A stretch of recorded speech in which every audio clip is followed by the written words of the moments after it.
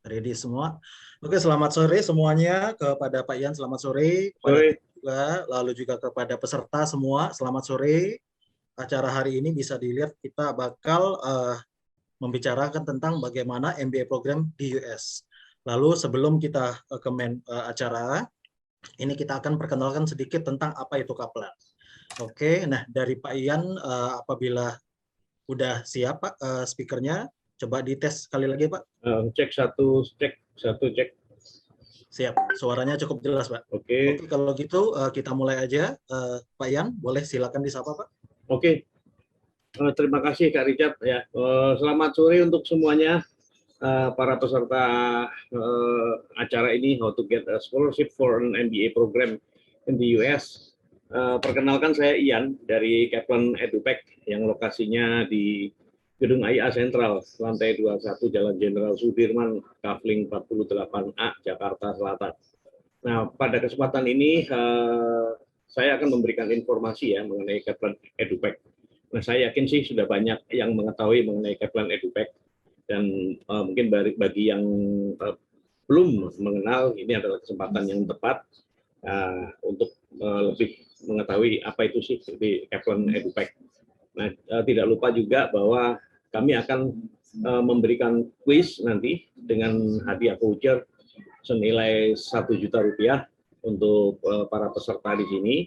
Jadi nanti cukup menjawab pertanyaan yang akan kami berikan, kemudian bisa menjawab dengan benar untuk mendapatkan voucher senilai 1 juta untuk dua pemenang ya.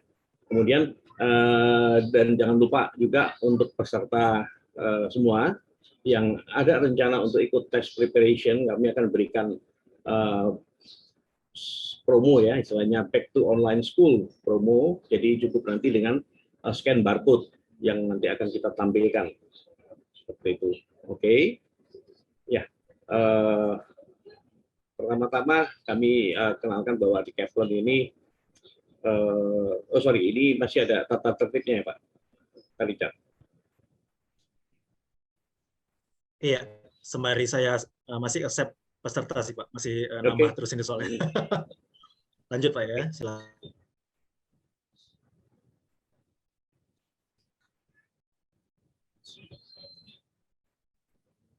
Ya, oke. Kaplan dikenal sebagai the world leader in test preparation.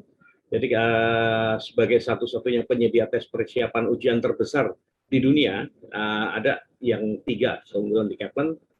Bahwa yang pertama adalah Kaplan sendiri sudah cukup lama, lebih dari 80 tahun, yang telah memberikan jasa persiapan tes ya, sebagai salah satu istilahnya sekolah terbesar di dunia yang concern di persiapan ujian.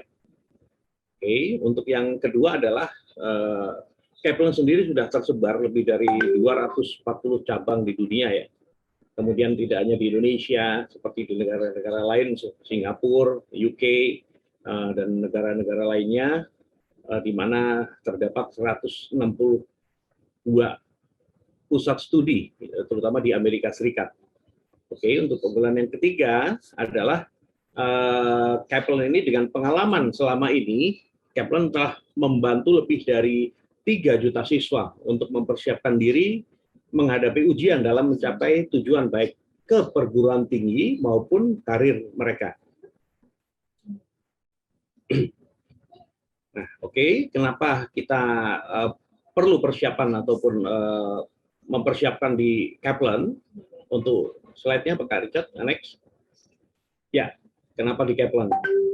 Yang pertama adalah Kaplan ini adalah satu-satunya sekolah persiapan ujian yang mempunyai website tersendiri ya. Jadi ada www.kaptest.com. Nah, di website kita ini sudah mirip dengan tes resmi secara online dari Amerika atau United States.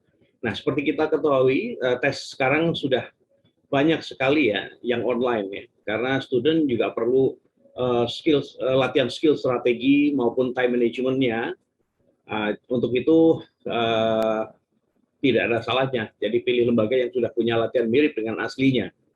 Oke. Kemudian yang kedua adalah kenapa di Kaplan kita sendiri sudah original material ya. Jadi kita sudah provide material sendiri. Tentunya ini sudah melalui research and development, di mana ahli bahasa ini dapat memberikan material yang update menyesuaikan dengan perkembangan. Oke, yang ketiga adalah kita memiliki highly qualified teacher. Kaplan memiliki teacher-teacher yang berpengalaman dalam mengajar. Jadi sehingga dipastikan setiap siswa itu mendapatkan teacher yang dapat membimbing untuk meningkatkan nilai atau skor dari siswa tersebut. Oke. Untuk screen-nya Pak Richard.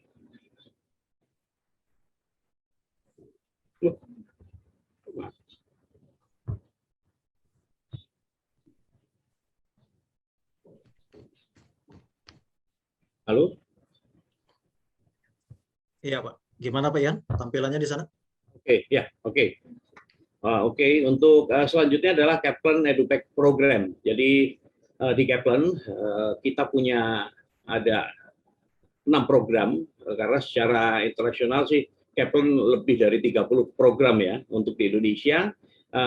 Kita ada TOEFL IPT, kemudian ada GMAT, GRE, IELTS, SAT maupun TOEFL ITP, di mana kita punya yang terkenal ada higher score guarantee untuk peningkatan skornya ya. Nah, tidak hanya program preparation, kita juga menyediakan misalnya untuk mereka yang perlu improve untuk bahasa Inggris ya, mengenai general English, kemudian ada academic writing, dan untuk para profesional ada juga kita program mengenai business English. Nah, kemudian kita juga ada persiapan mengenai English for academic purpose, conversation skill, dan lain-lainnya. Jadi nanti kalau ada yang ingin membutuhkan informasi, bisa kontak melalui nomor kita di sini. Oke. Next. Nah, ini adalah placement test result. Jadi untuk para peserta ataupun student di Kaplan, kami akan berikan ada placement test result atau diagnostic test, di mana di sini ada ini adalah di diagnostic test untuk GMAT, kemudian ini ada GRE, jadi di situ akan kita bisa tahu, jadi setiap preparation itu nanti kalau untuk di GMAT ada CAT atau Computer Adaptive Test, nah kemudian untuk di GRE itu ada multi-state test. Nah ini untuk mengukur kira-kira kita sudah di berapa, itu nanti bisa dilakukan di awal sampai di pada akhir persiapan test prep. Oke, next. Untuk selanjutnya adalah ini diagnostic test mengenai TOEFL, IELTS maupun SAT. Jadi selain GMAT GRE, kita ada TOEFL, kemudian IELTS dan SAT. Ini sangat bagus ya. Jadi untuk para peserta nantinya ingin join untuk persiapan test prep. Nah ini sebagai tolak ukur kira-kira kita sudah sampai di mana perkembangan untuk mengikuti preparation. Oke, next. Ya, ini adalah beberapa testimoni dari student-student kita yang ada di Kaplan, yang kita sudah jalankan. Di sini ada dari company juga. Kemudian next.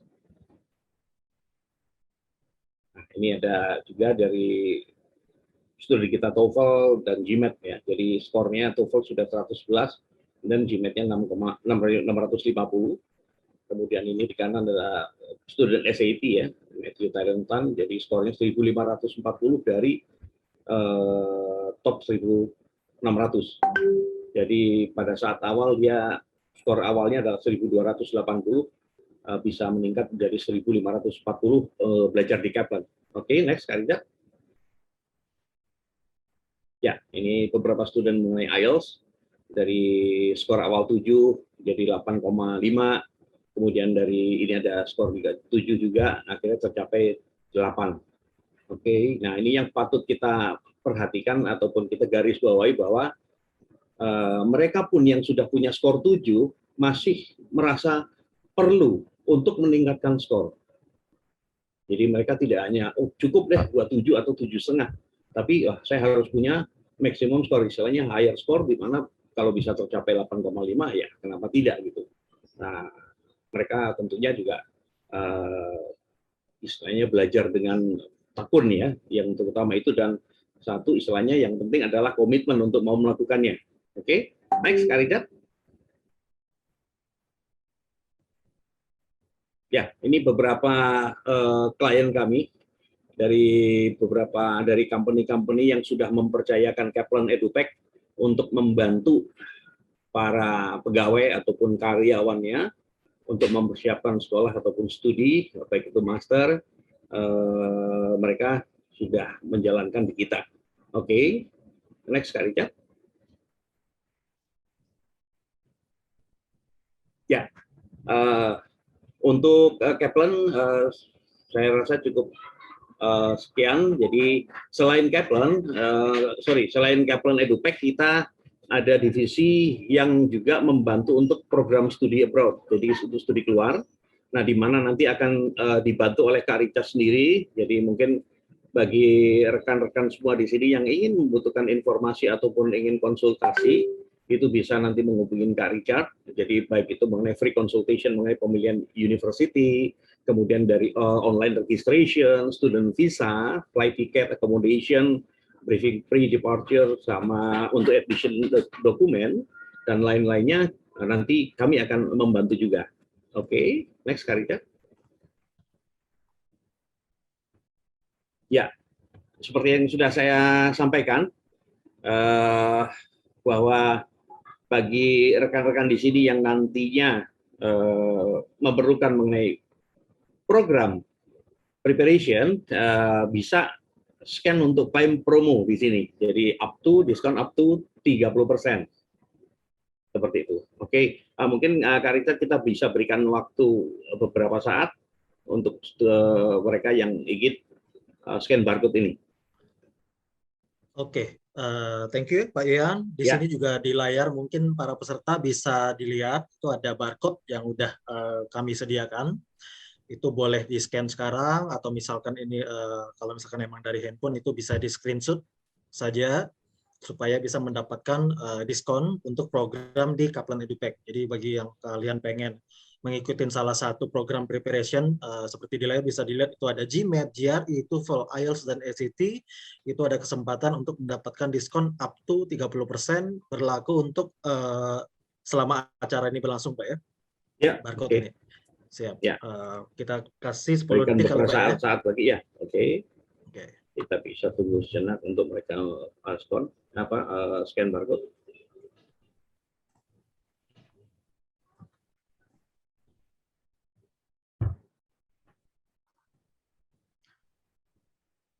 Oke Pak. Ya. Lanjut ya. Oke, kita lanjutkan kembali. Ya, oke. Nah, sudah tiba saatnya untuk teman-teman semua di sini, rekan-rekan di sini semua. Saya akan berikan 2 pertanyaan. Jadi ada untuk 2 pemenang nantinya. Diskon voucher senilai Rp1.000.000 untuk preparation class, dan itu bisa dipakai untuk TOEFL, IELTS, SAT, GMAT maupun GRE. Jadi kalau sudah siap, silakan mungkin rekan-rekan di sini bisa nanti menjawab pertanyaan. Jadi nanti bisa melalui chat bahwa nanti di saya misalnya. Kemudian nanti silakan di Kak Richard mungkin dibantu untuk cek siapa yang pertama menjawab. Nanti kemudian silakan menjawab dengan unmute dengan videonya juga. Oke, siap semuanya ya. Oke, untuk pertanyaan pertama, saya akan memberikan pertanyaan mudah ya. Jadi apa sih keunggulan untuk mengambil istilahnya keunggulan di Kaplan EduTech ini? Mungkin tadi yang sudah mengikuti. Apa tadi? Ya, halo. Ada yang bisa menjawab? Apa sih disebutkan keunggulan dari Kaplan EduTech? Ya, Pak. Sampai Kak Richard, siapa itu Kak? Oke, dengan Wardil atau gimana? Wardil ya? Oke, silakan Wardil. Wardil ya. Kaplan, keunggulan Kaplan. Ya. Kaplan ini satu-satunya kursus persiapan TOEFL yang ada di Indonesia dengan online practice test and progress test. Yang kedua, original material. Materinya original. Dan yang terakhir, gurunya berkualifikasi tinggi. Ya, oke. Untuk lebih tepatnya, istilahnya tidak hanya TOEFL ya, tetapi semua ya, TOEFL, IELTS, SAT, GMAT, GRE, kita Kaplan ini tempat preparation yang punya website tersendiri juga. Oke, untuk Kak Wardil, nanti bisa chat untuk berikan nomor teleponnya ya, Kak. Iya, Kak. Siap. Oke, selamat ya, Kak Wardil. Oke, Ya. selamat kepada Wardil. Itu Wardil boleh chat langsung ke Pak Ian untuk cantumkan nomor handphonenya ya. Nanti dikasih vouchernya. Thank Oke, you. oke. Selamat Silakan, ya, Pak Ian, Kak lanjut. Wardil. Oke, untuk pertanyaan kedua, ini mudah juga. Jadi sebutkan minimal 3 program yang ada di Kaplan EduPack. Oke, silakan. Iya Pak, Mbak Remisi mau jawab. Oke, dengan Kak Nelva ya. Iya, nama saya Nelva. Oke, dengan Kak Nelva. Oke, silakan.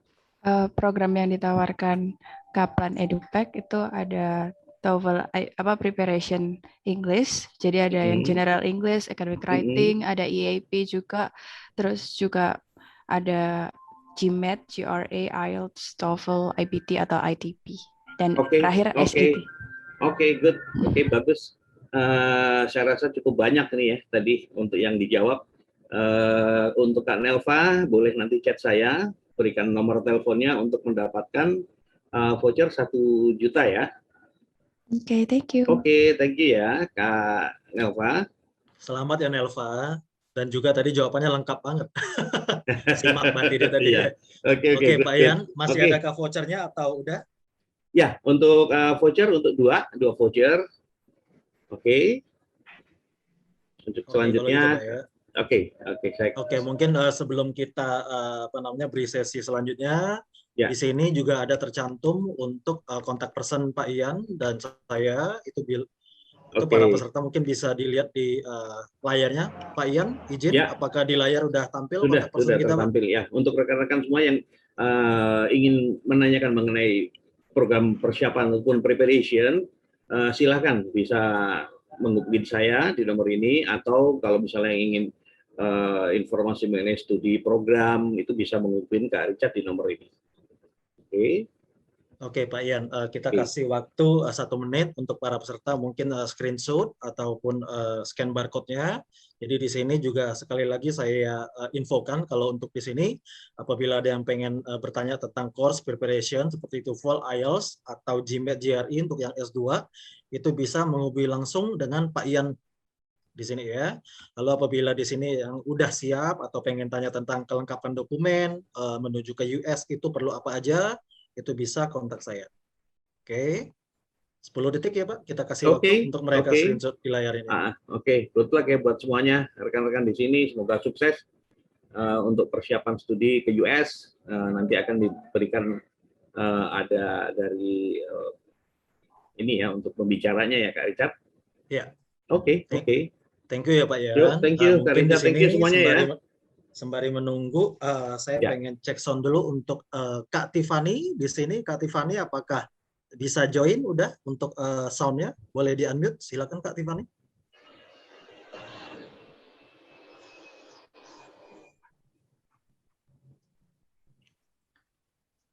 Tes, Tiffany.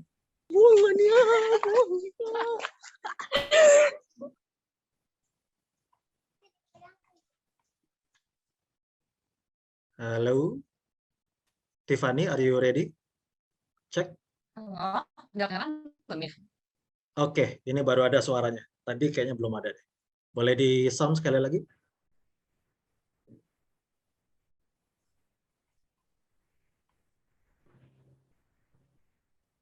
Tes.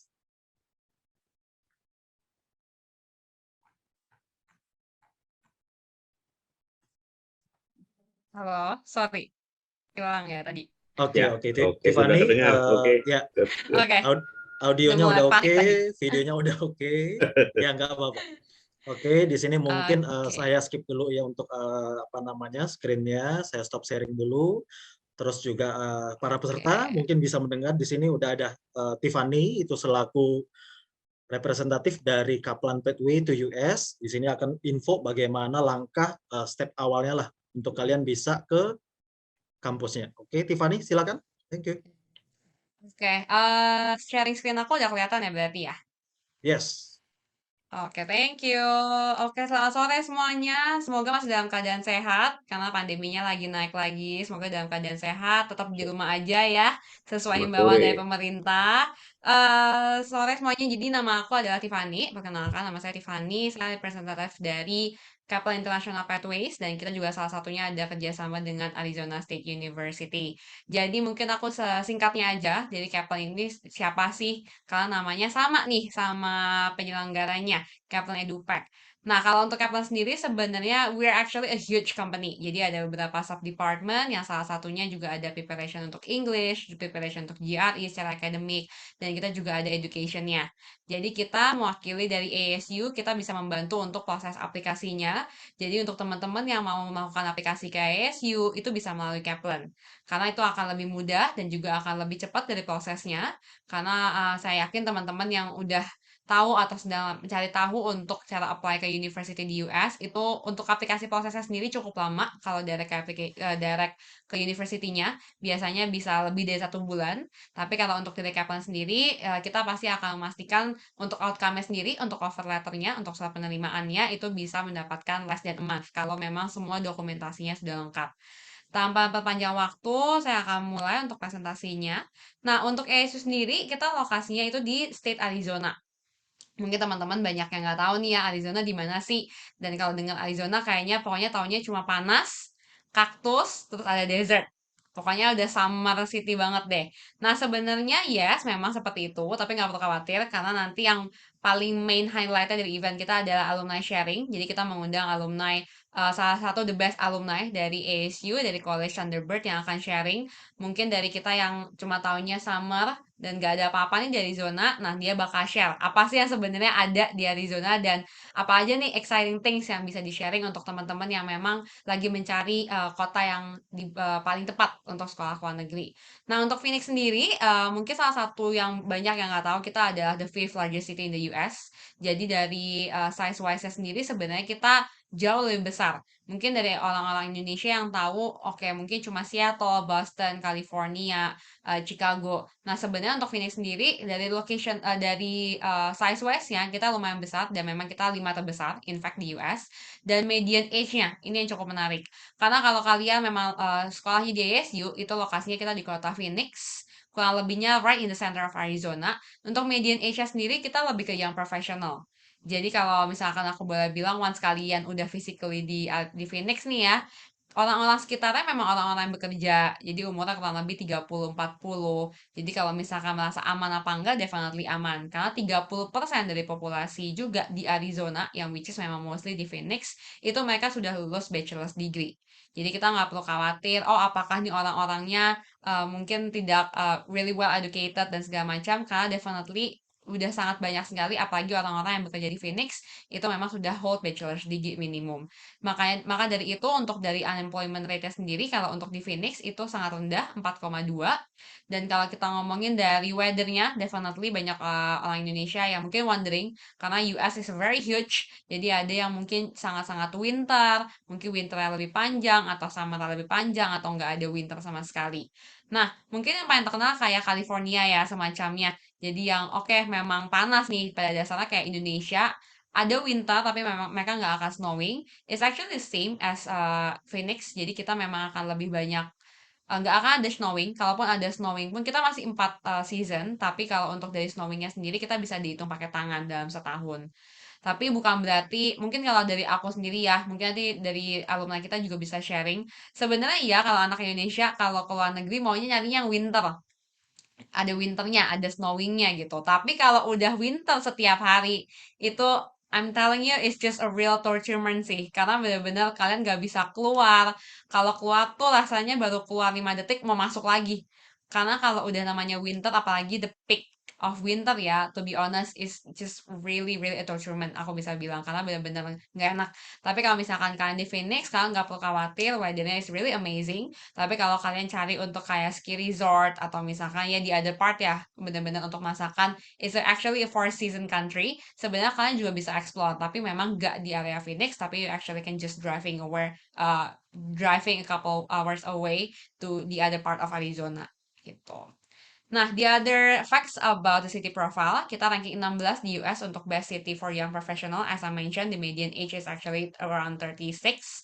Dan kita juga adalah in the top 10 in the US untuk most high-tech cities in the US. Jadi kalau teman-teman yang mencari untuk kerja di technology companies atau high-tech companies, yang mungkin kayak teman-teman yang mau cari Google, Microsoft, whatever, well, actually Arizona should be in your top choices karena ini memang kita adalah di top 10 untuk high-tech cities in the US. Nah, banyak banget pasti aku yakin mungkin udah banyak yang shifting juga, mungkin banyak startup juga, tapi definitely first thing first student ketika mereka mau ke US, mungkin banyak yang nonton K-drama juga, mungkin tahun lalu ada startup yang salah satu pemerannya ke Silicon Valley, pasti teman-teman juga ada ya pasti yang mau kerja di Apple, di Google, di Facebook yang memang HQ-nya adalah di Silicon Valley. Nah, tapi in fact sebenarnya Silicon Valley itu is not the only business area di US. Jadi Silicon itu pun sendiri mereka sebenarnya punya beberapa lokasi. Dan kita juga punya dari Silicon Group itu sendiri pun mereka juga punya sebenarnya area di Arizona. Karena memang dari secara location wise, kalau kita bandingin sama California, is already way too urban. Mereka udah sangat-sangat case post, taxnya definitely akan sangat tinggi, areanya juga sangat packed. Sedangkan kalau Arizona, well, I gotta say, is more spacious lah untuk mereka. Dan taxnya juga nggak setinggi di California. Jadi akan lebih fleksibel untuk mereka either mereka open their own HQ atau mereka mau open their branch untuk di di Arizona. Jadi memang di Arizona sendiri kita juga punya namanya Silicon Desert. Jadi kalau aku boleh bilangnya basically campus kita is actually right in the center of Silicon Desert. Jadi ketika kalian memang mau apply kerja, you actually just want to walk into the company atau kalian mau lihat deh company-nya kayak apa gitu. Sebenarnya sangat-sangat bisa.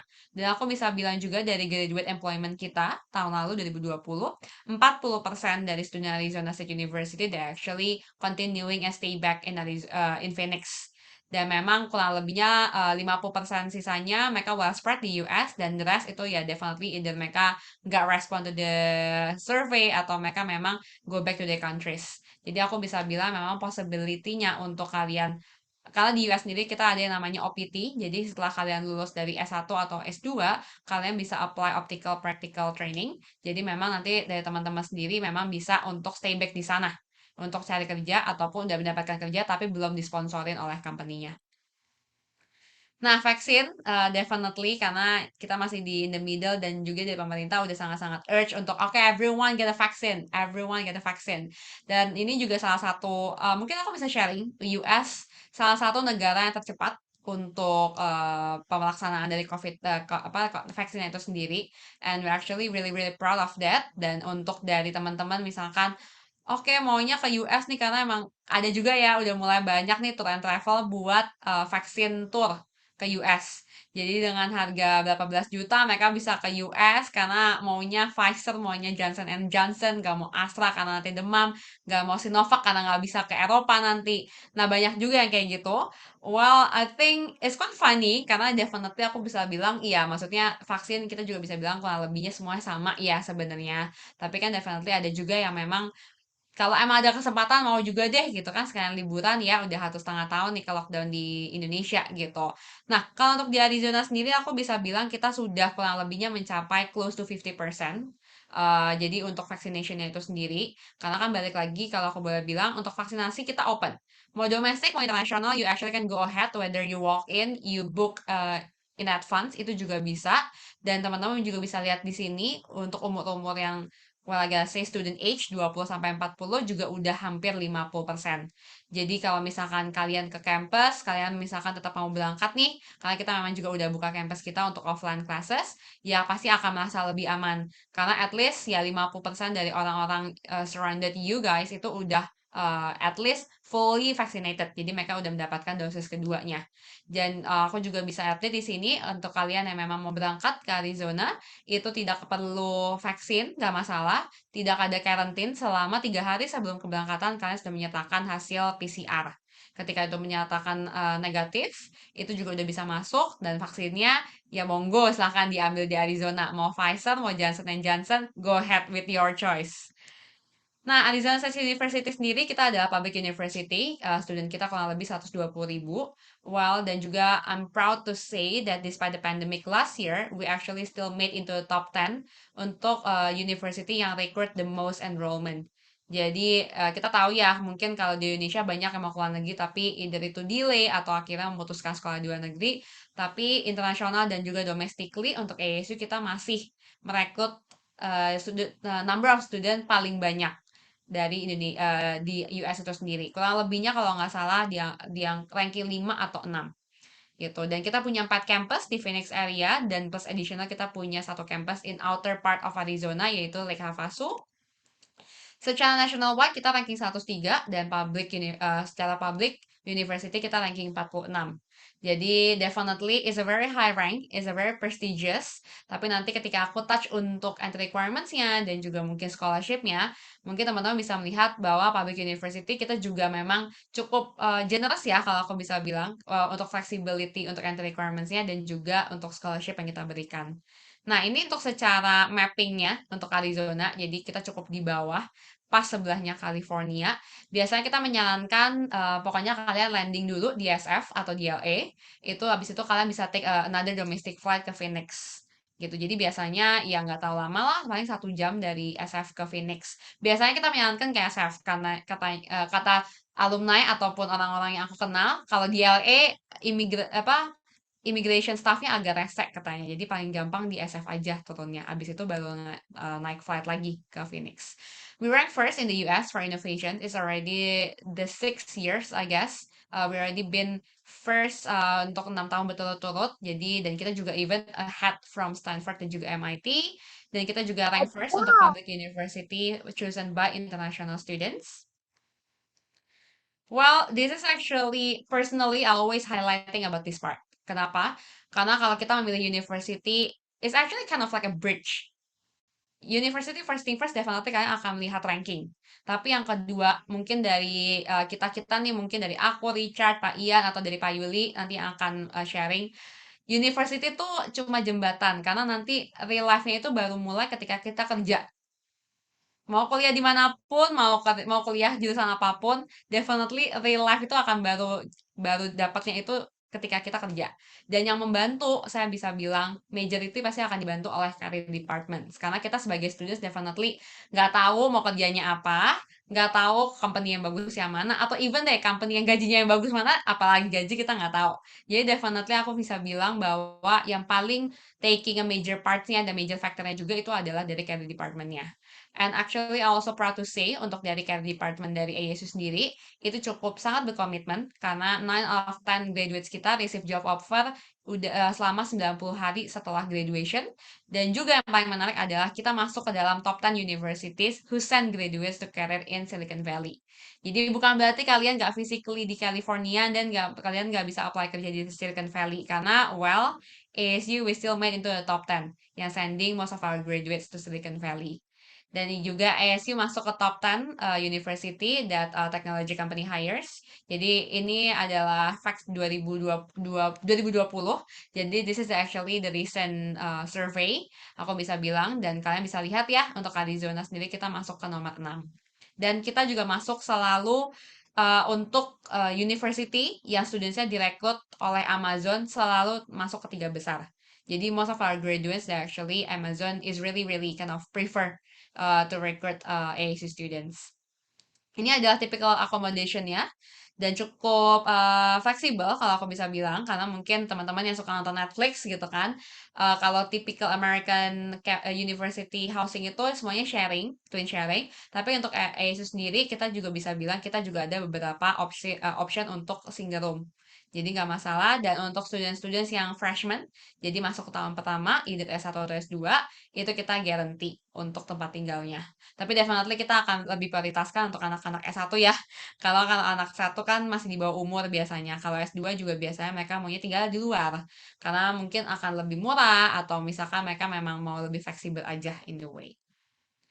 Nah, masuk ke dalam untuk programnya kita sendiri.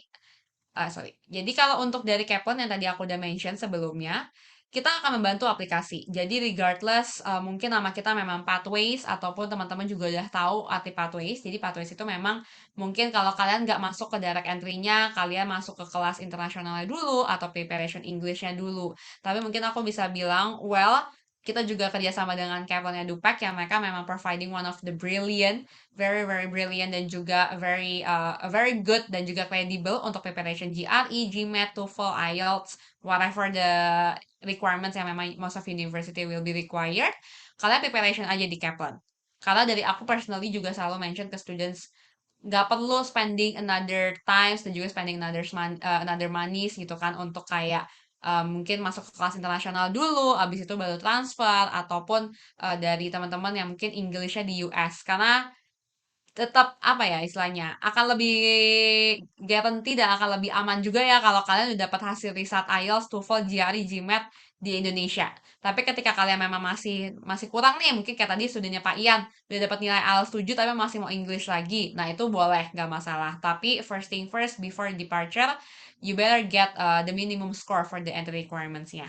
Nah, mungkin aku nggak akan breakdown semuanya di sini, tapi mungkin untuk teman aku bisa kasih gambaran besarnya untuk teman-teman yang mau ngambil S1, program S1, kita butuhkan TOEFL-nya kurang lebih 61, IELTS-nya kurang lebih 6,0, 6,5, depends on jurusannya, karena it's a public university, we have over 350 majors for undergraduate, jadi akan tergantung dari jurusannya. Untuk GPA-nya, kurang lebihnya kita butuh 7,5.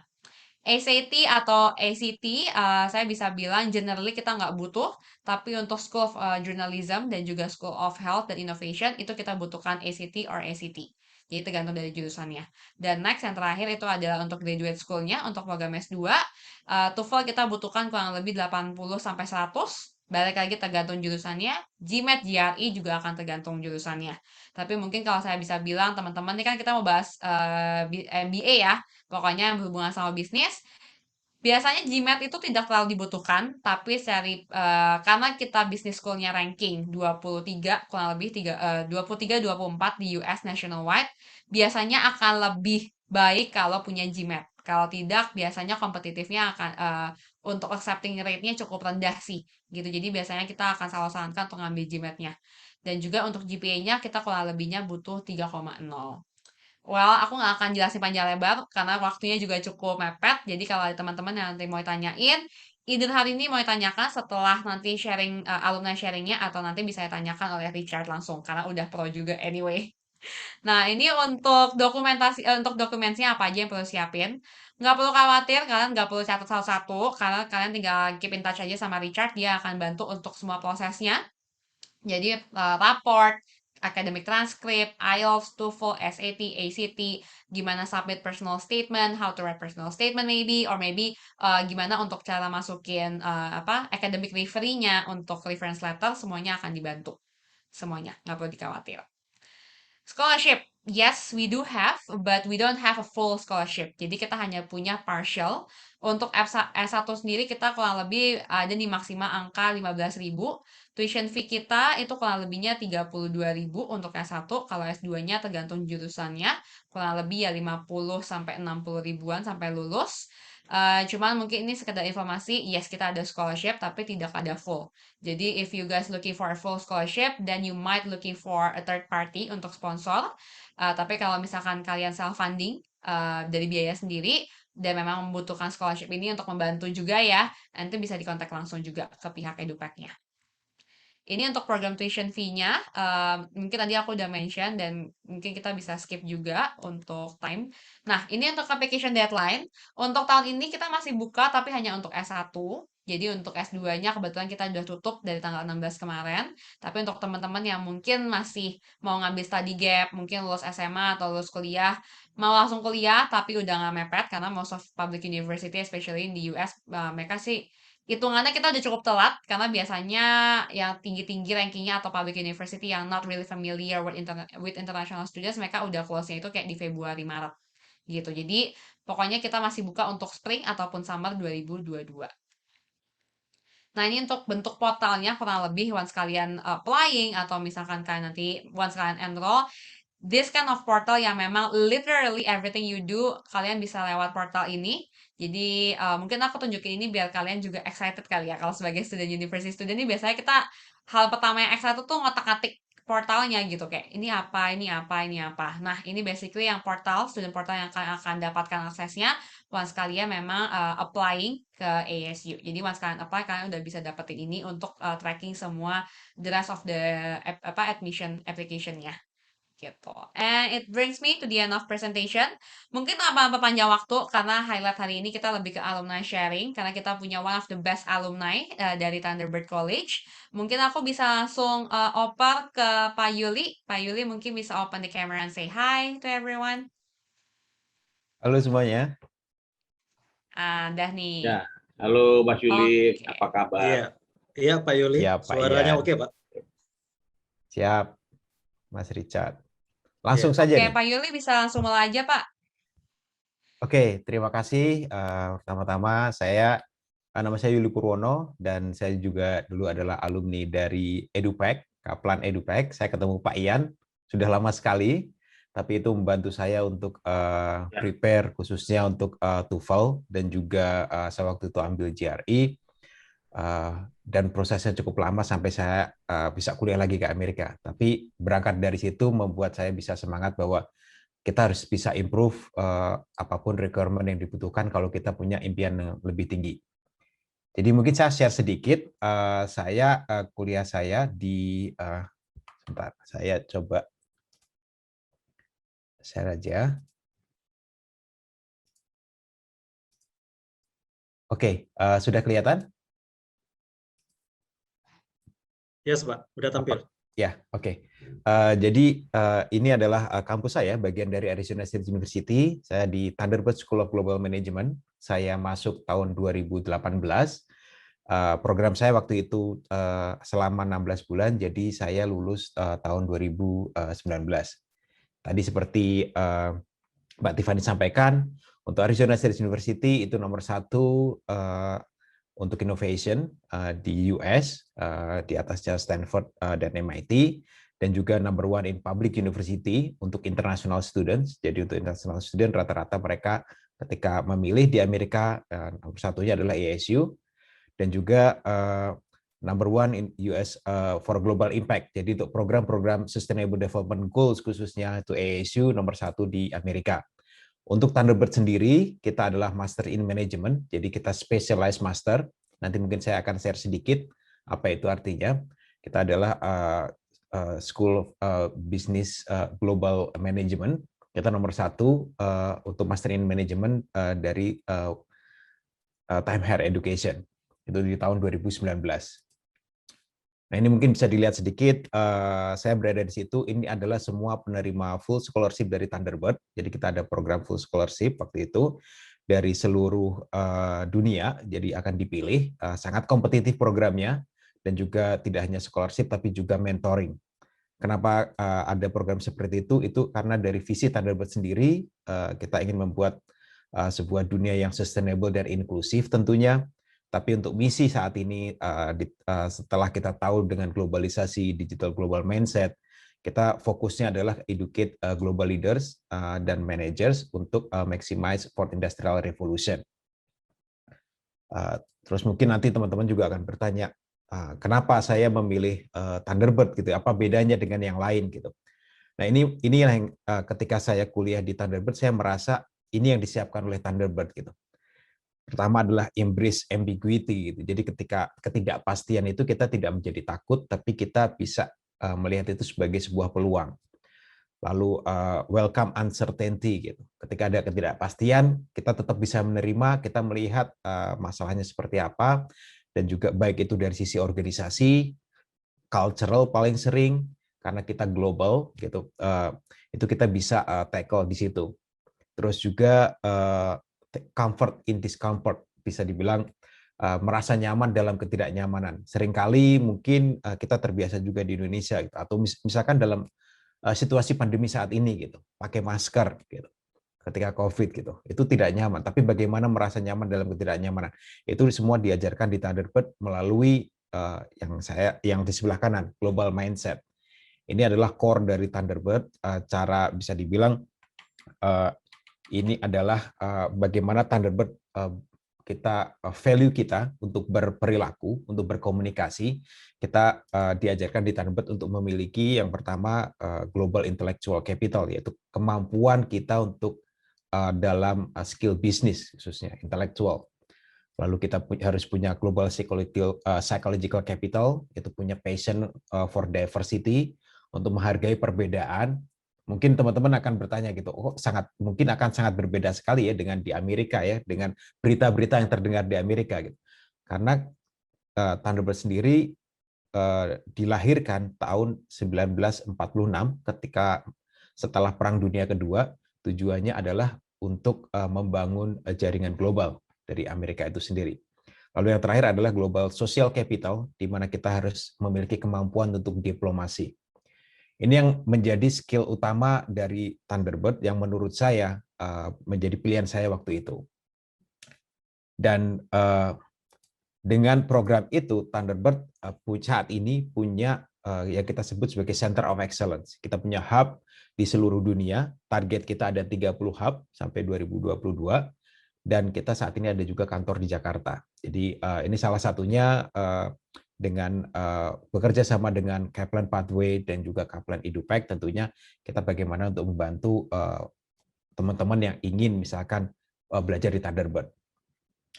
Lalu ini adalah alumni kita, alumni dari Thunderbird yang di seluruh dunia mungkin ya, untuk bisa dibilang distinguished alumni dari Global Affairs, Business, Policy, and Innovation, misalkan CEO Pepsi itu adalah lulusan Thunderbird, Presiden Mastercard untuk Europe itu adalah lulusan Thunderbird, bahkan untuk di Jepang sendiri, di Jepang itu deputy editor Forbes juga Thunderbird, banyak sekali.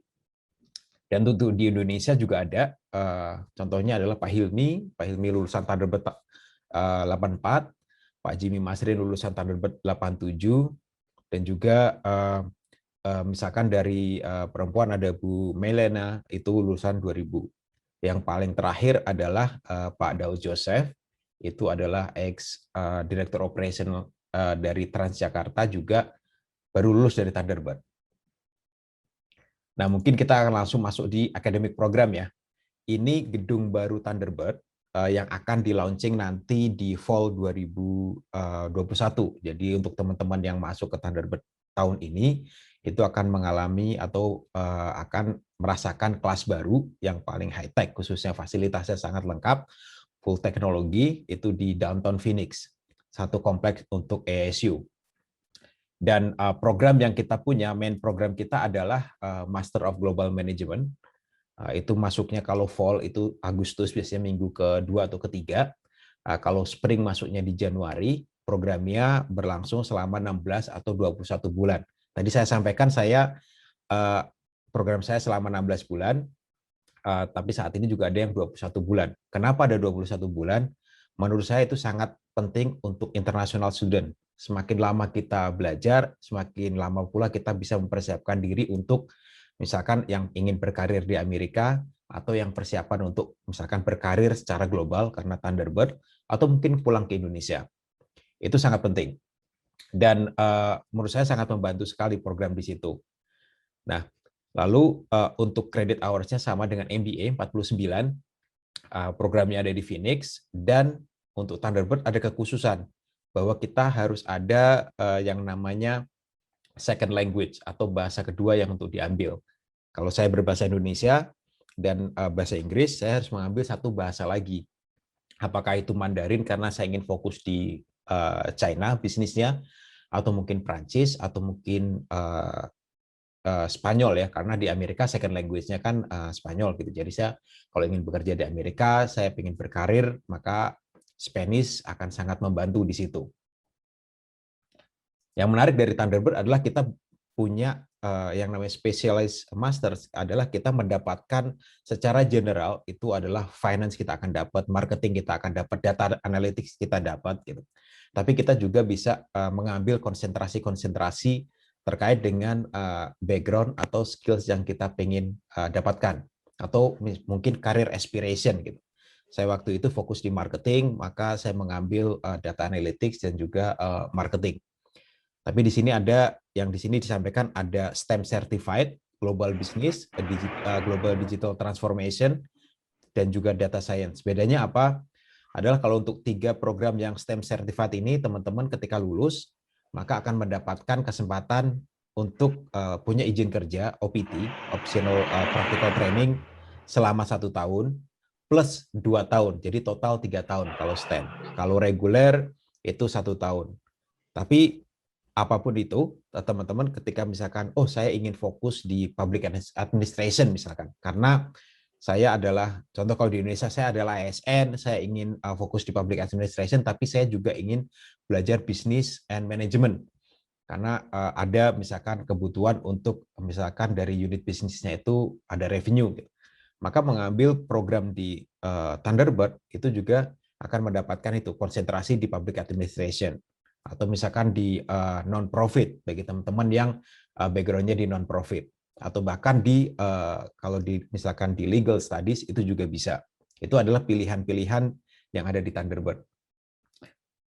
Dan ini yang sangat menarik dari Thunderbird adalah ada program yang namanya Global Challenge Lab, yaitu program selama 4-6 minggu di perusahaan di negara di luar dari Amerika khususnya. Itu misalkan di negara-negara berkembang atau di emerging markets. Kita langsung ke sana, melihat masalahnya, mencari solusinya, dan juga present solusinya kepada perusahaan itu langsung. Jadi tidak hanya case study, karena case study biasanya dipelajari dalam kelas-kelas yang kita miliki, tapi ini langsung, misalkan contoh di Myanmar ada perusahaan atau perusahaan yang ekspor kopi, bagaimana membantu mereka untuk bisa meningkatkan kualitas biji kopi dan juga mengekspor misalkan kembali lagi ke Amerika. Atau bahkan misalkan di Kolombia juga perusahaan misalkan taksi. Di Indonesia kemarin selama COVID, karena memang virtual, itu membantu untuk Habitat for Humanity. Tapi biasanya mereka akan terbang langsung, baik itu di Afrika, di Amerika Latin, atau di Asia, atau bahkan di Eropa. Dan ini mungkin tadi yang sudah saya sampaikan, apa itu global mindset, sebagai bisa dibilang cara pandang atau cara berkomunikasi dari Thunderbird untuk bisa mengadopsi kemampuan kita, bisa dibilang apa ya, secara multicultural, karena kita berasal dari berbagai negara gitu. Kita nomor 1 international student di Thunderbird waktu itu ada 52 negara yang representasi. Saya waktu itu mewakili Indonesia, dan tapi satu kelas itu biasanya isinya 25-30 orang. Kita ada 2 kohort yang experience, dan itu terbagi dari berbagai negara. Jadi sangat-sangat diverse sekali di situ. Terus ini yang menarik juga adalah tadi Mbak Tiffany juga sampaikan, kalau untuk scholarship kita over $1 million in scholarship available, tentunya more than 96% untuk Thunderbird student itu dapat financial assistance. Tapi dengan berbagai variasi ya. Saya mendapatkan beasiswa yang namanya Share Fellowship Program, itu full scholarship dan juga allowance gitu. Jadi tidak hanya tuition, tapi juga living cost. Dan juga plus adalah mentoring. Jadi tidak hanya akademik ya, tapi juga mentoring. Mereka akan membantu saya ketika saya lulus, saya mau berkarir seperti apa, saya akan dihubungkan dengan mentor, baik itu dari alumni yang sesuai dengan bidang yang saya ingin lakukan nanti setelah lulus. Dan sampai saat ini pun saya masih berkomunikasi dengan mentor saya. Biasanya kita 1 bulan sekali atau 2 bulan sekali untuk send update. Dan itu pentingnya dalam ketika teman-teman fokus di masuk di graduate school, itu adalah network-nya. Itu yang paling penting. Dan ini mungkin dari Career Management Center tadi, Mbak Tiffany sudah sampaikan bahwa faktor utama dalam graduate school biasanya adalah dari karir atau career aspiration yang disupport oleh Career Management Center. Untuk Thunderbird itu average salary adalah 50.000 sampai 100.000. Kenapa range-nya tinggi? Karena tergantung dari pengalaman kerja. Less than 3 years atau 3 years work experience itu biasanya berbeda untuk di Amerika. Jadi 50 sampai 60.000 saya akan lihat listnya ya. Jadi sekitar 50 sampai 60.000 saat ini adalah kalau misalkan belum ada experience atau less than 3 years experience. Tapi kalau 3 tahun pengalaman kerja rata-rata itu untuk tahun 2021 kemarin itu rata-rata 100.000 gajinya. Dan untuk yang yang paling baru 2021 itu yang sebelumnya, tapi 2021 kemarin itu di atas 3 tahun itu rata-rata gajinya 112.000. Jadi cukup besar kalau untuk di Amerika pun untuk hidup menurut saya cukup ya gitu. Jadi itu kenapa mengambil misalkan global apa ya business school misalkan gitu. Jadi Thunderbird juga menawarkan seperti itu dan internship rate-nya itu 94% itu student dapat internship, employment rate-nya tadi sama, jadi 9 dari 10 biasanya dapat pekerjaan setelah 90 hari. Dan ini adalah rata-rata company yang datang ya, jadi tiap semester datang untuk recruiting ke Thunderbird, baik itu internship maupun post graduation. Nah, pentingnya internship adalah biasanya untuk perusahaan-perusahaan ini ketika mereka rekrut untuk internship, itu persiapan mereka setelah lulus, mereka akan ditawarin permanen job atau akan di-offer seperti itu. Biasanya seperti itu, most probably ya gitu. Dan nanti teman-teman kalau mau tanya silahkan, atau misalkan mau chat silahkan, nanti ada Q&A, jadi mungkin bisa diadres di situ juga.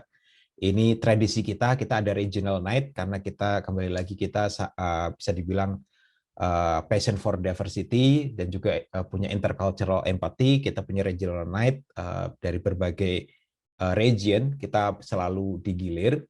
Kita ada flag parade biasanya pada saat masuk dan pada saat lulus kita akan selalu mewakili membawa bendera dari negara kita berasal. Kita ada foundation atau biasanya orientasi. Homecoming itu program bersama dengan ASU setiap tahun, jadi kita ada parade di situ. Bagi teman-teman yang suka entrepreneurship, kita ada pitch competition, dan juga nanti akan lanjut dari Thunderbird masuk ke ASU, masuk ke State University biasanya. Nanti hadiahnya semakin besar. Dan First Tuesday ini bagian dari tradisi kita, yaitu untuk networking. Bahkan di Jakarta sendiri untuk alumni kita juga ada event setiap bulan biasanya, namanya juga sama First Tuesday, jadi Selasa pertama setiap bulan. Dan itu buat teman-teman yang pengen tahu lebih banyak bisa datang di situ. Nanti setelah COVID ya, kalau sekarang kita biasanya virtual, bisa bertanya-tanya dengan alumni, bisa bangun jaringan dengan alumni di situ. Tadi mungkin sudah share juga tentang Arizona, saya juga tinggal di Phoenix. Saat ini saya di Phoenix, jadi saya sekarang jam 3 pagi. Jadi cukup excited buat sharing ke teman-teman gitu. Suhunya saat ini summer, jadi suhunya oke, karena saya di dalam rumah jadi ya cukup dingin. Di luar kalau summer cukup panas, tapi tidak sepanas Jakarta kalau menurut saya, karena kalau di Jakarta itu apa ya, gerah ya gitu statusnya gitu. Jadi kalau misalkan teman-teman ingin gitu apa namanya salju misalkan gitu, itu bisa nyetir 2,5 jam sampai Flagstaff. Kalau pingin misalkan saya pingin jalan-jalan yang agak jauh lagi 5 jam sampai California. Nyetir 5 jam tidak sama dengan di Jakarta nyetir 5 jam. Mungkin sama dengan jarak apa ya, bisa dibilang Jakarta sudah sampai Semarang seperti itu. Karena di sini sangat lancar, kecenderungannya untuk kecepatan mobil sangat cepat gitu karena memang jalanannya cukup lancar. Dan untuk aktivitas saya biasanya selama kuliah dan saat ini karena saya tinggal di sini, inilah aktivitas saya kalau misalkan lagi ada waktu, misalkan gitu. Kalau saya di Phoenix, di Tempe, saya ke kampus, bisa jalan-jalan di kampus. Baik kalau musim dingin itu sangat atau fall atau spring itu jalan-jalan di kampus sangat-sangat apa ya, menyenangkan karena hijau juga gitu. Kalau yang sebelah kanan ini Templeton Lake, jadi air, ada semacam danau buatan, dan itu adalah perusahaan-perusahaan yang tadi disampaikan oleh Mbak Tiffany adalah perusahaan-perusahaan yang cukup terkenal, yang di Tempe, ada juga Silicon Valley juga di situ. itu biasanya mereka dekat danau karena pemandangan juga sangat bagus. Atau kadang-kadang juga kita ada danau juga kita bisa kayak. Kayak kita bisa pinjam atau misalkan kita bisa beli. Tapi itu sebagai salah satu apa ya? Kalau saya karena saya tidak kadang-kadang saya tidak suka travel jauh, saya explore yang di lokal aja. Atau hanya duduk di danau lihat bebek buat saya cukup menyenangkan. Kalau di downtown Phoenix, saya jalan-jalan biasanya ini di apa namanya? Bisa bilang di Heritage Square. Itu adalah tempat-tempat bersejarah di downtown Phoenix, dekat kampus ASU juga. Ada kafenya, terus ada pohon-pohon juga, bisa jalan-jalan juga seperti itu. Dan apa namanya? Kalau malam juga rame di Arizona Center bisa makan siang gitu. Nah, saat ini Thunderbird dekat dengan Arizona Center. Tapi ketika saya intern, waktu itu saya sempat internship di LA, jadi saya fokus untuk di Sustainable Development Goals, jadi saya terbang ke LA. Itu juga karena program internship yang jaringan yang ada di Thunderbird. Saya juga sempat ke Chicago karena kalau tidak salah penerbangan sekitar 3 jam, itu kunjungan, tapi buat saya ini sebagai apa ya, alternatif kalau memang kita suka travel seperti itu. Tapi saya lebih suka menurut saya kalau di Arizona adalah situasi-situasi misalkan ketika sore pemandangannya cukup bagus. Jadi balik lagi tadi malam, kalau siang tadi kelihatannya mungkin cerah, kalau malam cukup bagus dan cukup sepi, jadi teman-teman bisa jalan-jalan. Ini di area Scottsdale, ada kanal juga, ada art museum juga, bisa jalan-jalan juga. Dan itu meskipun apa ya, bisa dibilang saya berangkat dari Indonesia, mungkin kemampuan saya juga bahasa Inggris juga saya selalu belajar. Ini pengalaman saya yang paling menarik buat saya adalah paling berharga adalah ketika saya graduation, saya pegang bendera. Kenapa saya bisa pegang bendera Thunderbird? Karena saya menjadi lulusan terbaik waktu itu. Jadi saya dapat surat dari Presiden Crow. Presiden Crow adalah Presiden Arizona State University yang menyatakan saya sebagai lulusan terbaik dari Thunderbird.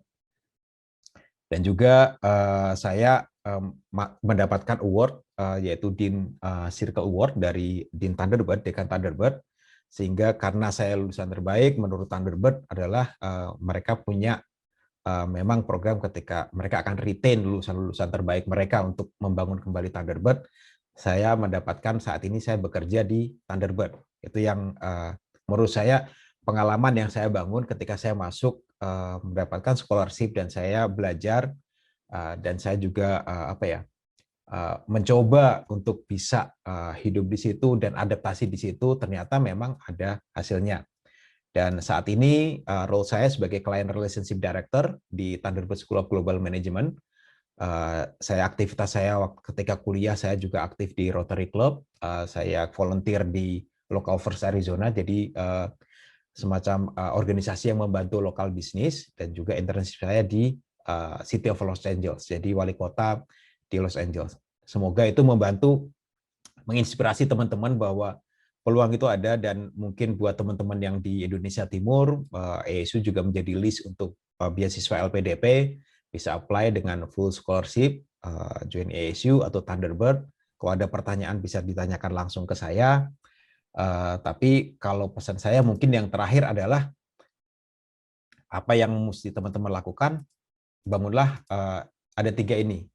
Teman-teman punya siap, bangun knowledge, yaitu kompetensi akademik. Kalau misalkan sekarang masih belajar, siapkan nilainya, IPK-nya ada minimum IPK tadi, atau misalkan dalam bahasa Inggris, kontak Pak Ian untuk misalkan mau improve lagi bahasa Inggrisnya. Skills misalkan dalam leadership bisa ditingkatkan, kalau misalnya butuh waktu bisa ditabung, dan juga jangan lupa attitude, karena persyaratan administrasi adalah salah satu persyaratan dan bukan satu-satunya persyaratan. Jadi ada interview, ada essay, dan itu membantu teman-teman untuk bisa lebih kompetitif tentunya untuk apply di sekolah, khususnya di ASU ataupun di Thunderbird. Mungkin itu dari saya, jadi masih ada waktu. Jadi saya harapin untuk teman-teman bisa aktif mencari tahu atau bertanya Dan kalau misalkan ada concern, silakan ditanyakan. Mungkin sekian dari saya. Terima kasih, saya kembalikan ke Kakak Richard. Oke, baik Pak Yuli. Sebelumnya saya ucapkan terima kasih banget untuk keluangan waktunya. Karena kalau tidak salah, Pak Yuli saat ini berarti di sana jam 3 pagi ya, Pak ya? Betul. Udah luangin waktu Mungkin buat waktunya acara hari sahur. ini, Pak. Oke, Pak Yuli. Jadi di sini sesi ini kita luangkan untuk tanya jawab. Mungkin di sini peserta ada yang pengen menanyakan bagaimana tentang program master kepada Pak Yuli. Terus juga mumpung ada perwakilan kita orang Indo yang saat ini udah di kampus sana. Apabila ada pertanyaan, boleh ketik di kolom chat atau boleh di unmute suaranya. Oke, namun sebelum kita memulai mungkin ada satu pertanyaan Pak yang udah dititipkan nih di PM saya nih. Ini ada yang tanya Pak ya. Saat ini ada student saya yang lagi S1, lalu misalkan dia pengen masuk ke Thunderbird Master ini, apakah dia bisa langsung masuk atau perlu pengalaman kerja dulu Pak? Mengingat ini kan manajemen gitu sih Pak. Thank you Pak Yuli. Ya, biasanya overall kalau untuk Thunderbird itu kita yang kalau saya adalah 5 tahun. Rata-rata ya pengalaman kerja itu 5 tahun. Memang ada yang kurang, itu tergantung lagi, balik lagi ketika kita apply ke sekolah di Amerika kan tidak ada yang boleh atau enggak kayak gitu. Makanya bahwa menurut saya persyaratan administrasi itu penting, tapi juga kemampuan kita untuk berdiplomasi atau negosiasi. Apakah bisa kalau teman-teman misalkan merasa siap apply kayak gitu. Nah, tapi kalau untuk di Arizona State University sendiri, ASU kita ada program namanya 4+1 gitu. Jadi dari S1-nya di Arizona State University, kalau dia mau langsung ke Thunderbird, dia hanya menambahkan 1 tahun, dia akan lulus S1 dan S2. Oke, baik. Udah terjawab ya. Thank you Pak Yuli. Lalu mungkin sembari menunggu apakah di kolom chat ada pertanyaan ini Pak ya. Apakah apply Thunderbird dan scholarship-nya membutuhkan GMAT GRE? Mungkin bisa dijawab Pak Yuli. Silakan. Menarik. Ya. Jadi tadi juga Mbak Tiffany sampaikan kalau GMAT GRE itu bukan sebagai mandatory tapi akan sangat mensupport. Nah, kenapa dibilang begitu? Karena biasanya ada program untuk saat ini ya di Amerika tuh misalkan GMAT waiver gitu. Jadi bisa diabaikan jika gitu. Nah, ada jikanya nih. Biasanya jika pengalaman kerja di atas 3 tahun atau pengalaman kerja di atas 5 tahun seperti itu. Thunderbird juga ada. Nanti kalau misalkan mau detailnya mungkin nanti bisa kalau memang tertarik bisa dengan saya kirim datanya ke Mas Richard atau Mbak Tiffany gitu buat membantu teman-teman gitu. Tapi intinya kalau dari saya adalah jangan khawatir gitu. Kalau punya niat, kalau perlu tanya, tapi jangan takut duluan. Oke, baik Pak. Mungkin untuk saudara Afid itu udah menjawab ya. Lalu ada pertanyaan selanjutnya ini, ini mungkin kayaknya lebih ke Tiffany kali ya. Dari PCC, apakah TOEFL atau IELTS bisa menggantikan A-level? Nah, mungkin ini sedikit ambigu kalau untuk yang bukan dari internasional school ya. Nah, mungkin Tiffany mungkin boleh kasih penerangan. Oke, untuk PCCS aku nggak tahu namanya PCCS atau ada username-nya. Kalau untuk dari S1 kita kebetulan selama itu dari Indonesia, internasional atau nasional, unfortunately tetap harus disertakan TOEFL atau IELTS-nya sih.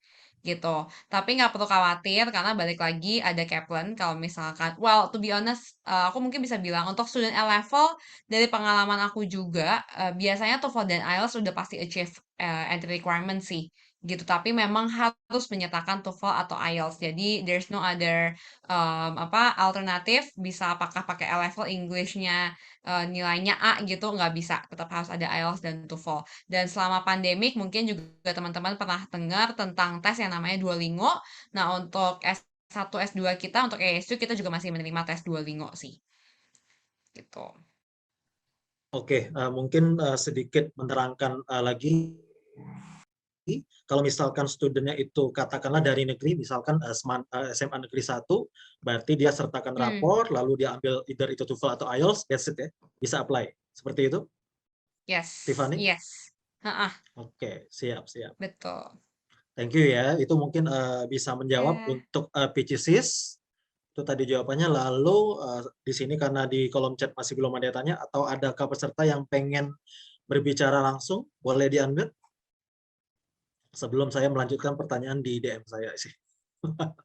Mungkin aku nanyain ke Pak Yuli kali ya. I believe ini pertanyaan Hmm. yang orang-orang tanyain juga. Gimana nih Pak di sana lagi keadaan COVID? Terus juga mungkin not really touching, a bit, I think it's a bit sensitive. Tapi di sana untuk diversity-nya sendiri seperti apa nih Pak?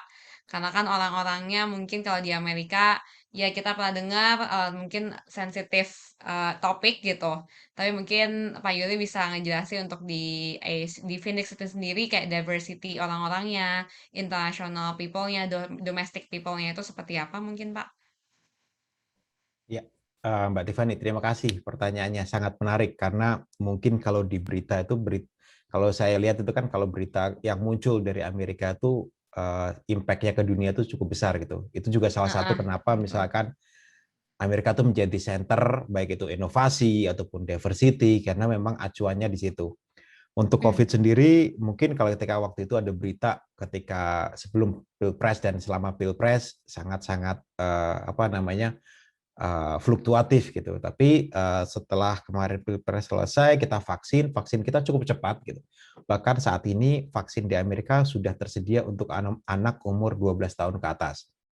Dan available misalkan tersedia itu misalkan di kalau di sini contoh itu di CVS, artinya di semacam di apotek-apotek itu orang sudah bisa datang, tinggal datang atau misalkan appointment untuk vaksin itu sudah bisa. Jadi tadi kenapa sudah rata-rata hampir 50% sudah divaksin ya, seperti itu.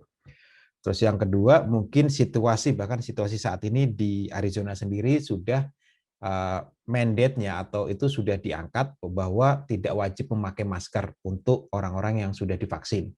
Jadi seringkali kita sudah bisa melihat orang-orang sudah makan di restoran, orang sudah masuk kantor, dia tidak pakai masker karena mereka sudah ada data untuk divaksin. Arizona State University sendiri, kita sebagai bagian dari ASU, setiap hari saya harus submit data. Jadi apakah saya bekerja pertama kali karena saya sebagai staff adalah apakah hari ini saya bekerja untuk kebutuhan ASU. Yang kedua adalah apakah saya akan bertemu dengan orang lain selama pekerjaan itu gitu. Dalam artian ketika saya work from home, maka saya tidak akan ketemu dengan staff lain. Ketika saya work from office, saya akan ketemu. Jadi itu laporan itu dibuat harian, ada grafiknya. Jadi buat pemantauan mereka.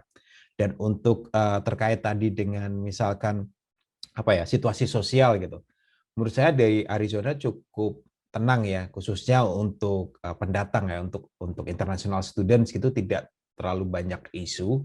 Dan kita sendiri misalkan buat teman-teman yang misalkan bagaimana ketika datang kira-kira ada nggak sih misalkan makanan Indonesia atau toko atau grocery untuk Indonesia, itu banyak sekali, khususnya dekat kampus yang di Tempe itu ada, itu di Chinatown khususnya. Dan juga untuk keluarga di Arizona kita ada misalkan yang Islam itu ada keluarga pengajian Arizona, untuk yang Kristen itu juga atau Katolik itu juga ada perkumpulan untuk gereja. Jadi biasanya ada meeting seperti itu. Jadi tidak perlu khawatir buat teman-teman, biasanya kalau misalkan mau datang ke Arizona, biasanya dari Permias akan langsung di-attach misalkan kebutuhan untuk ketemu keluarga, atau misalkan saya bisa nggak misalkan makan Indonesia dulu gitu. Itu juga akan ada misalkan keluarga yang punya catering gitu. Jadi nggak perlu khawatir kayak gitu. Jadi itu yang kadang-kadang memang membantu buat adaptasi itu lebih cepat dengan adanya yang apa ya perasaan senasib atau langsung dekat dengan keluarga-keluarga yang sudah lama tinggal di Arizona.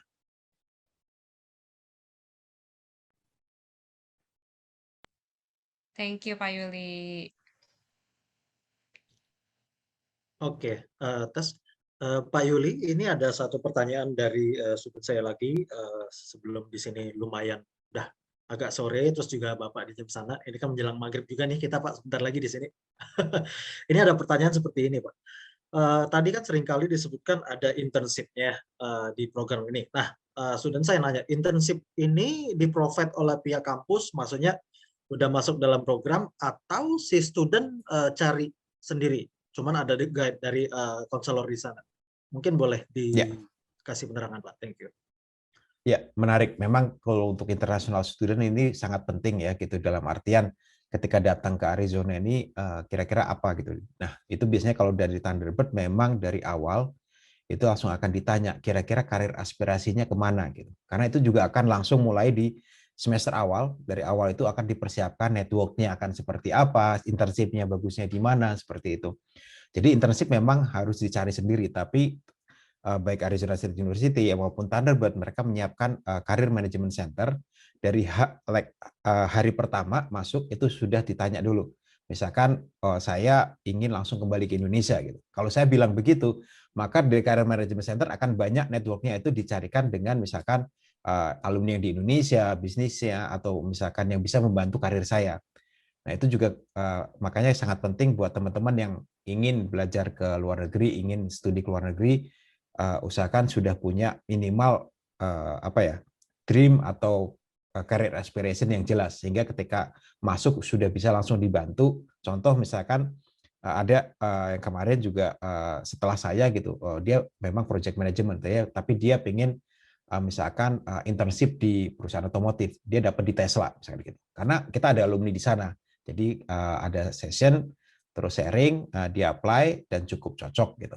Nah, itu semua dipersiapkan atau dibantu oleh Career Management Center dari sisi misalkan resumenya itu paling penting. Yang kedua juga mock up interview, bagaimana interview dengan industri-industri terkait.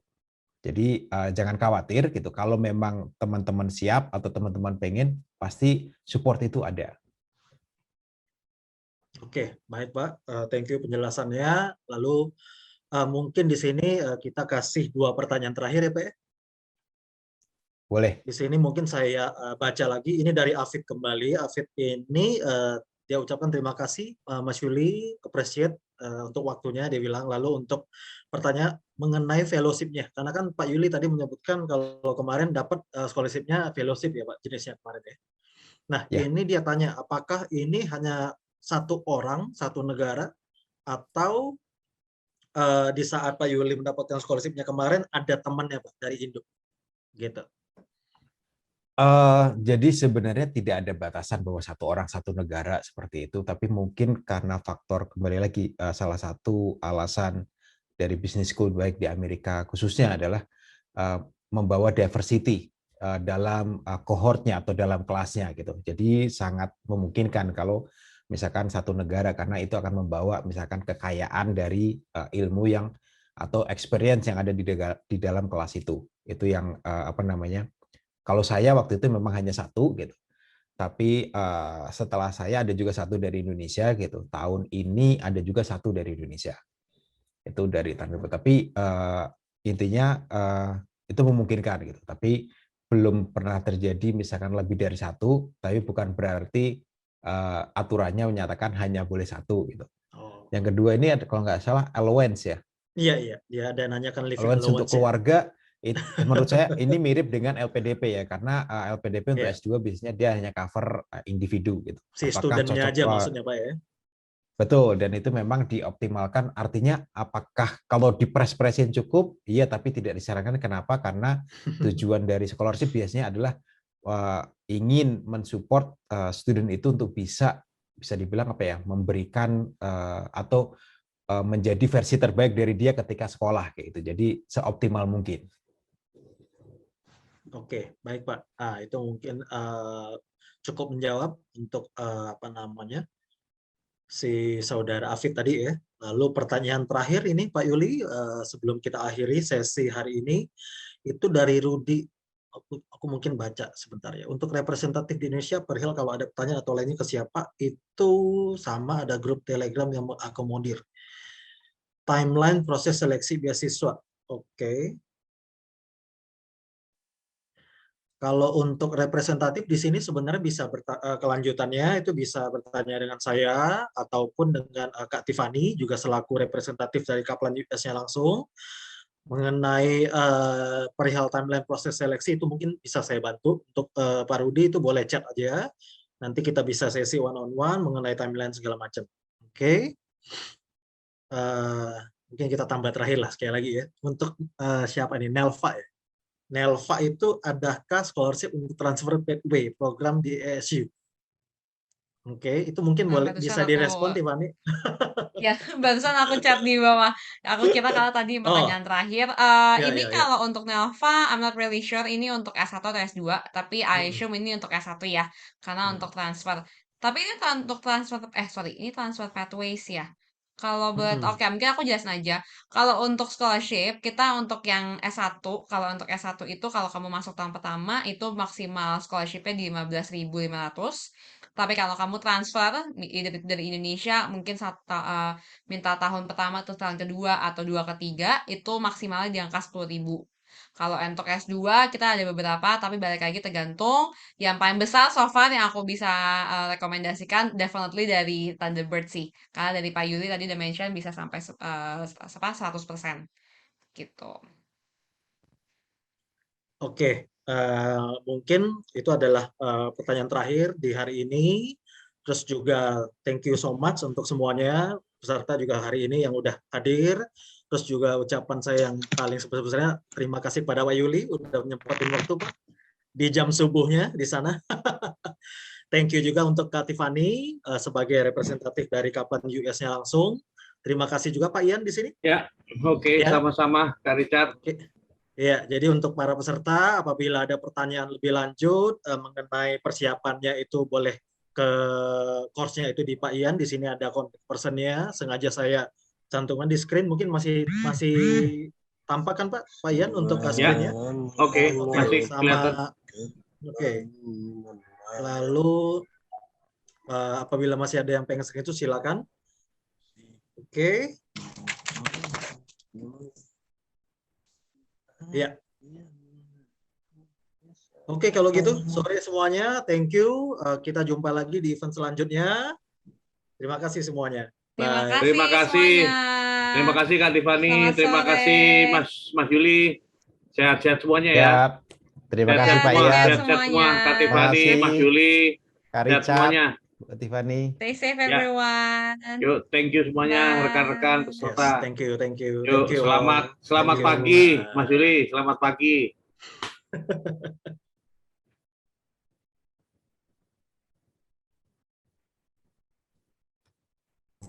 Terima kasih, Kak. Yuk, thank you.